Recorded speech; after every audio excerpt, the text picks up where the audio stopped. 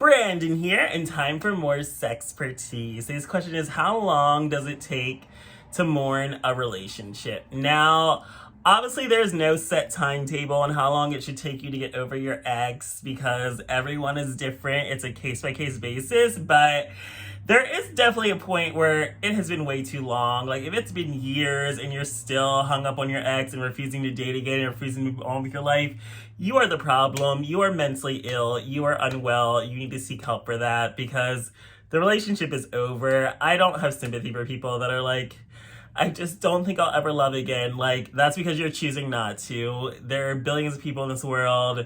There are other options out there. There are other people that are open and willing to love you, but the problem is you're unwilling to let new people into your life to love you and give them a chance.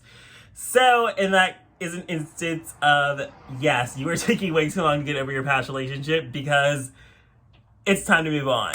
Now, personally for me, I don't believe in that whole thing where they say it takes like half as long as you were together to get over your relationship because honestly, like, it did take me years to like fully get over my first boyfriend, and that was only a 6-month relationship. But then my relationship that was over twice as long, I was over within like a month, honestly. But I also think it's because I was emotionally checked out of that relationship way before we finally called it quits, or I finally called it quits, because it was just kind of like, the longer you're together and it's like the more bullshit you're dealing with a person, it's like each little thing that you do that fucks up the relationship, I just don't like you anymore. Like, I like you less than I did before, and it's not coming back. So in that instance, it's like, if it's just like, yeah, I didn't break up with you after the first instance, but it's like each little thing, I like you now 90%, now 80%, now 70%, now 60, 50.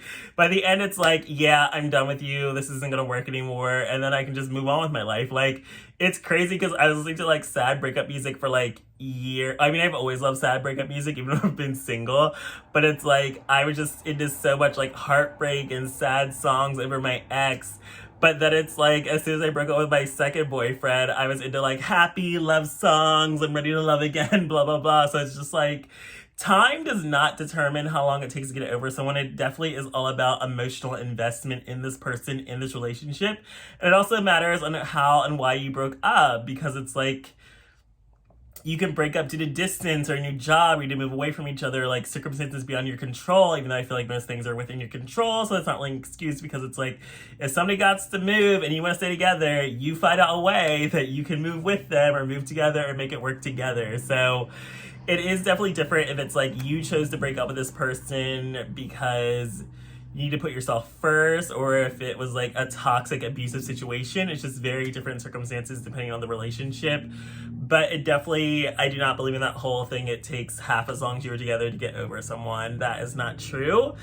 But the reality is, even though I did take like years to fully move on from my first boyfriend, it wasn't like I was like preventing myself from meeting new people, from going on dates, from hooking up with guys. Like, I still was putting myself out there and out in the field. And it definitely can be something that backfires when you do try to put yourself out there too early. You do have to be ready for it, but it's also like, you can't be waiting forever to move on with your life. Like, that is not it. And I honestly feel like I'm also the type of person where I fully move on from someone after I have fallen for someone new. So I kind of feel like I have to put myself out there to get invested in new people, because otherwise I would still just be thinking and hung up and sad about something that broke up and didn't work out. But it's like, when someone tells you they don't want to be in your life anymore and don't want to be with you, it's like, why would you want to fester on that and hold on to that person that clearly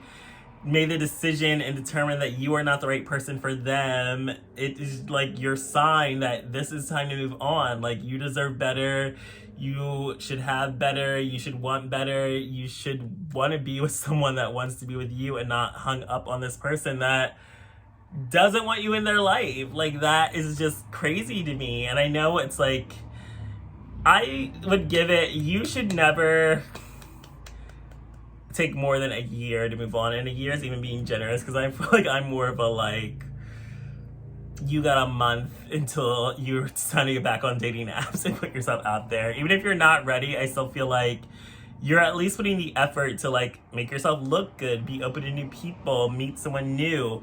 But you have to be in that right mindset, because nobody wants to waste time liking someone that is still hung up on their ex. Like we've all, I feel like, been in these situations where it's like you go out with someone, you really like them, and then later they just hit you up with like, I'm not ready, or I'm sorry, or I'm still getting over my ex, or they get back together with their ex, and it's like nobody wants to be in that situation.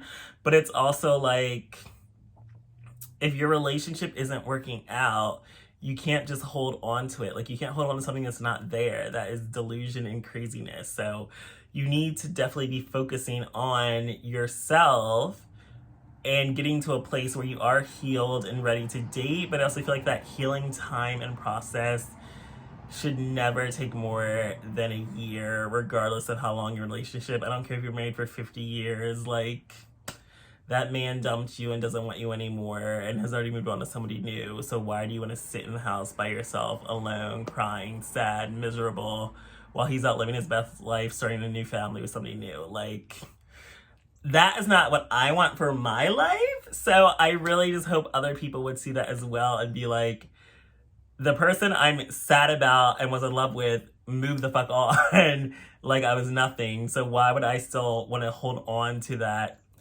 bitterness and hurt and sadness and love I felt for them when it's like clearly they did not feel the same way? So personally speaking, you have a year max until it's time to get your ass out there. I prefer a 6-month basis, but everyone is different. Ideally, it's time to get out back on those dating apps or going on dates, meeting people in the club, looking cute, sexy. 6 months later to a year. After that, you have mental issues and you need to go to a psychologist, because there is no reason why you should still be sad about something that ended a year ago.